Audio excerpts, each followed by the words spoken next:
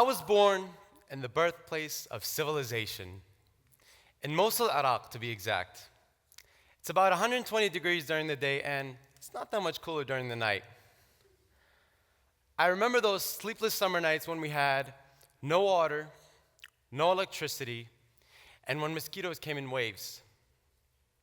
I was 9 years old in 2007 when my father first got threatened for money by a group of corrupt teenagers who lived in a neighborhood where he worked.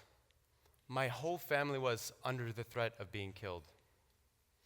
It took my father several weeks of fear, anger, and frustration to work out a deal with them.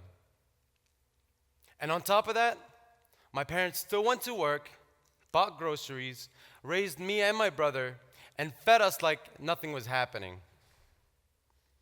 After paying them, my parents never felt the same about living in Iraq. So they made a decision. They decided to leave and took a risk that changed all of our lives. We sold everything, the car, the valuables, and just about anything we couldn't bring with us. And worst of all, we left our loved ones. Until this day, I could still feel the warmth on my grandparents' tears on my face when they kissed my forehead for the last time. Those were my last moments in Iraq, and that was the last time I ever got to see my grandparents. After that, we began our journey of being refugees for the United Nations in Turkey. We had nothing and no one to trust but our dictionary, our faith, and each other. We had no idea where we were going, but we were going. Now, the dictionary wasn't always the most convenient way to communicate with strangers, but about a year and a half, I found myself in 6th grade at a middle school in Portland, Maine. When I was in 6th grade, I became labeled as a joke to my mainstream classmates due to my lack of confidence, my limited English vocabulary, and my newness to the country. They called me immigrant, terrorist, suicide bomber, and even Osama bin Laden, despite that I was not born in Saudi Arabia. And I have never been to Afghanistan. They asked me if I rode camels in the desert and if we had a president. They forgot that the roots of modern civilization was in Mesopotamia. They forgot that the first library ever built in history was in Nainawa, Iraq, my birth city. I especially had a difficult time in gym class because it was the only time where my mainstream classmates and my English language learners classmates came together. And I remember playing kickball for the first couple of times. And let me tell you, it was not fun.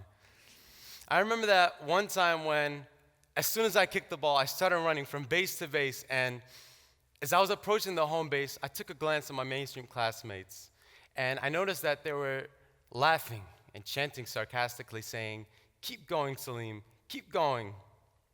And that was when I realized that I was out before I even started running. And when I realized that I was out before I even started running,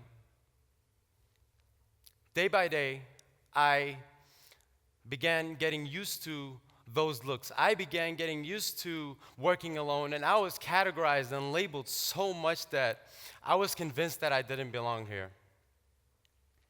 And I lived inside a category for years.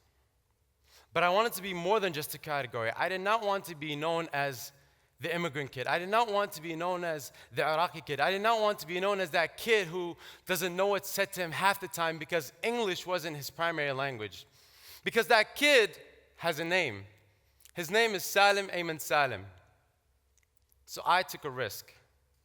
I took the risk of stepping out of my comfort zone and exploring what's outside my circle. And that was when I began to change. That was when everything around me began to change.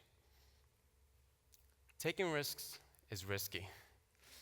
But we as people have become so segregated and categorized because of our skin color, the amount of money we have, our gender, our political views, and the list goes on. And our society points out our weaknesses so much that we forget our strengths.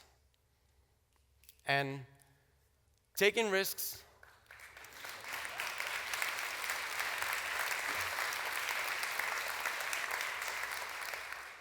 And taking risks will help us reveal those strengths. The second you get to know someone who's different from you, I promise you, you'll be a step closer at being you rather than being a category. Everybody in this room has a dream, a goal, and a purpose. And it's about which risks you want to take to get closer to that goal. It's about having the curiosity and the courage to step into the unknown. Once you get there, you've helped yourself achieve that goal, and you've inspired many to do the same.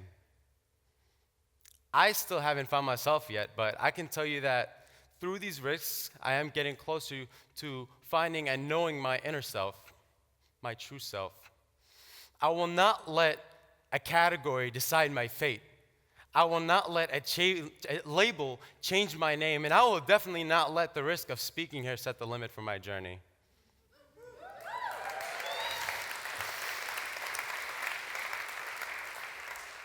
Taking risks has brought me from Mosul, Iraq to Portland, Maine. It has brought me from being a joke in middle school to getting elected as school president. I